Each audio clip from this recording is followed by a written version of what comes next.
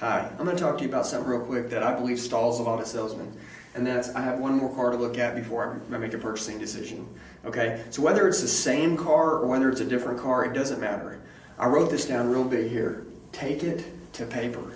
Look, I want to tell you this. If I've done a great job showing somebody a car, I've went on a demo ride with them, I've made them fall in love with it, I've found the dominant buying motive, I've made sure that car is something that will work for them and their family, it problem solved it, I've surfaced all the hot buttons, and guess what? I'm asking for their business and they're saying there's one more they want to look at.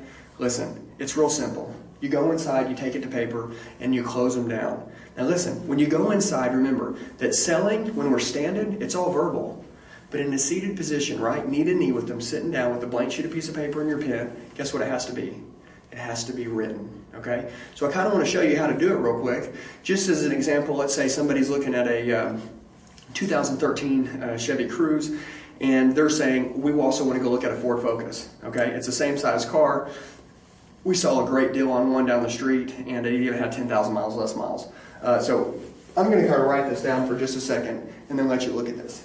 So basically, my Chevy Cruze is right here. Now this is me with the customers inside in a seated position. I'm saying, guys, come on in, look. I want to show you a 5-minute proposal you can't say no to. Let me just show you why we sell so many cars. Let me show you why this Cruze is actually not, I'm going to say a better car, but why it's the best buy. This is the Ford Focus. Okay, now the prices on both of them are $15,900. Okay? Now what I want to explain to you is this is the purchase price. So they're both the same price. The customer believes that we drove your car, it's nice, and also we want to go drive the other car, right? Because it's probably just as nice and has less miles. And I say, so mine has 20,000 miles and theirs has 15.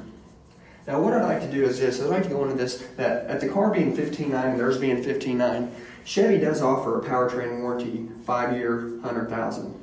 Okay, so what that means is this, is that when you buy my car today, you drive it for 5 years or 100,000 miles. Now unfortunately with Ford, they're only offer a 5-year, 60,000.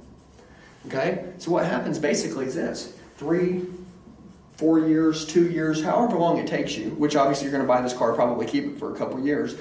Cars are getting so expensive now, you don't want to take them and buy a new one every year. You'll probably buy it and keep it for a couple years. Well, guess what happens?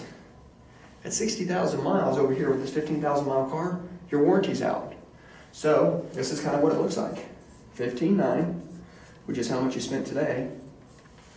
Plus, you got to extend the warranty to equal the amount of this Chevy for a 5-year, 100,000 mile warranty, which would probably cost you what, $2,000, you know, for an extended warranty. You drive out of here to have the same coverage as the Chevy Cruze for a total cost of $17,900.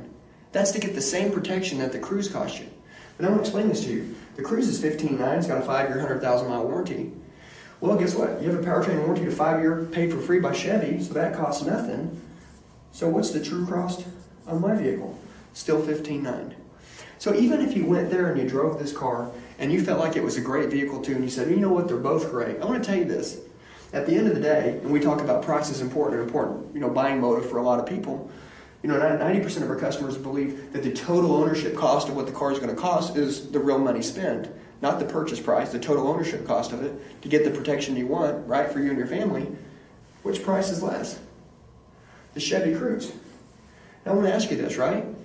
If you guys can have this vehicle for $2,000 less than the other vehicle down the street, right? What would be the one thing that would stop you from buying my car? Let them say it. And then whatever it is, that surfaces the objection. When that surfaces the objection, you can overcome it, but you have to take it to paper. So when they say there's one more they want to look at, guess what you got to do? I understand, guys. Come on inside. There's something I want to show you guys real quick. You'll be blown away. Take it to paper, just like I wrote this down. You got to write it down, walk them through it, and then explain to them in paper where they can visually see it why this is the better car to buy. And then it'll probably lead to a point where you can ask, now listen, doesn't it make complete sense to buy this car that's super affordable? And if I could show you payments you couldn't say no to or give you enough for your trade, there's probably no reason in the world why you wouldn't buy it. Then you'll probably get your yes. See, salesmen, they usually quit asking for the sale after the 5th attempt. I want to tell you this, the next attempt could be the yes. Take it to paper, and I believe that you'll find many ways for you to get their business. Try this when someone says, there's one more that I want to look at. always remember to take it to paper. And in a seated position, everything is written. Thank you so much.